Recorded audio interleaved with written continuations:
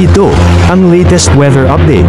Alamin ang pinakasariwang ulat panahon ngayon dito sa Information TV Educational Channel. May kita natin ngayon dito sa ating satellite animation itong mga makakapal na kaulapan dito sa silangang bahagi ng Visayas maging sa malaking bahagi ng Southern Luzon. Kung saan ito pong mga kaulapan nito ay dala ng shear line o yung pagsasama ng mainit at malamig na hangin at ina-expect po natin ngayon maging sa mga susunod na araw ito pong shear line yung magdudulot ng mga pag-ulan sa malaking bahagi ng Southern Luzon at Visayas lalong-lalo na po dito sa may silangang bahagi nito.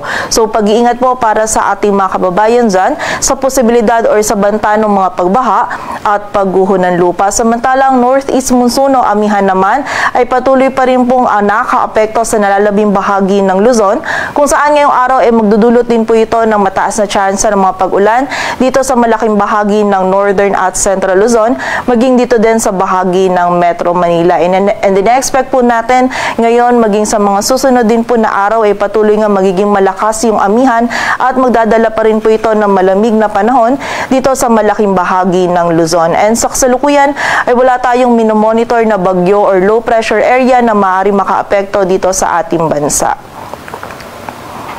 At para nga sa magiging lagay ng panahon ngayong araw ng Biyernes, ang malaking bahagi po ng Luzon ngayong araw ay makakaranas ng mga pag-ulan na dulot ng northeast monsoon at ng shear line. Kung saan ngayong araw dito po sa area ng Bicol Region, Calabarzon at Mimaropa ay meron tayong mararanasan ng mga moderate to heavy at kung minsan ay mga intense na mga pag-ulan na dulot ng shear line. So muli po, pag-iingat para sa ating mga kababayan dyan sa banta pa rin mga pagbaha at pagguho ng lupa. Samantala, dito naman sa area ng Cagayan Valley, Cordillera Administrative Region, Aurora, maging sa bahagi din ng Bulacan at Bataan, maging dito po sa Metro Manila ngayong araw ay makakaranas din tayo ng maulap na kalangitan at mataas na tsansa ng mga pag-ulan na dulot naman ng amihan.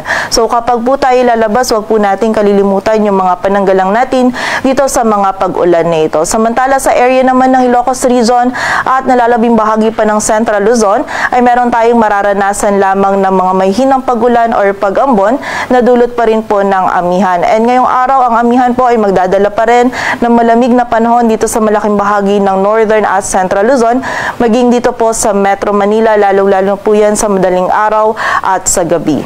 Agwat ng temperatura dito sa Metro Manila ay mula 24 to 29 degrees Celsius.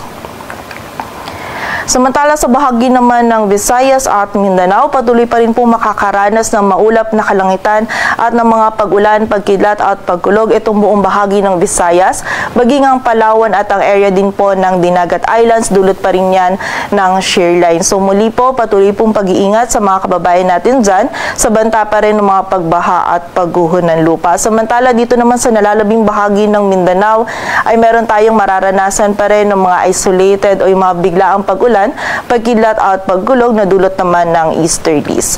Agwat ng temperatura sa Cebu ay mula 24 to 30 degrees Celsius at sa Davao naman ay 25 to 32 degrees Celsius. At dahil nga po sa mga pag-ulan na dulot at may dudulot pa ng shear line ngayon at sa mga susunod na araw, ay meron po tayong pinalabas na weather advisory kung saan ngayong araw meron tayong mararanasan na heavy to intense na mga pag-ulan sa Eastern Samar, Northern Samar, Sorsogon, Albay, Camarines Sur at sa Catanduanes. Samantalang moderate to heavy naman po yung mga pag-ulan dito sa Biliran, Samar, Masbate, Romblon, Oriental Mindoro, Marinduque, Camarines Norte at sa Quezon. Samantala, bukas naman po ay meron pa rin mga heavy to intense na mga pag-ulan dito sa Quezon at sa area din ng Camarines Norte. At moderate to heavy naman po yung mga pag-ulan dito sa Oriental Mindoro, Marinduque, Camarines Sur, maging sa bahagi ng Batangas, Laguna, Rizal at Bulacan. Samantala, by Sunday naman is mababawasan na po yung mga pag-ulan na dulot ng shear line, but meron pa rin po mga moderate to heavy na mga pag-ulan dito sa area ng Quezon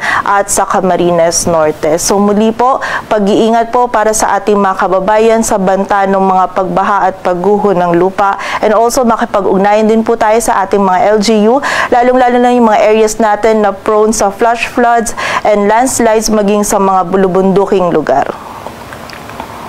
Samantala, para naman sa lagay ng dagat baybayin ng ating bansa, meron po tayong nakataas pa din na gale warning dito sa northern and eastern coast ng Catanduanes, maging sa northern and eastern coast ng Northern Samar at sa eastern coast ng Eastern Samar, kung saan hindi pa rin po natin pinapayagang pumalaot yung mga kababayan nating mga isda, pati na rin yung may mga maliliit na sasakyang pandagat.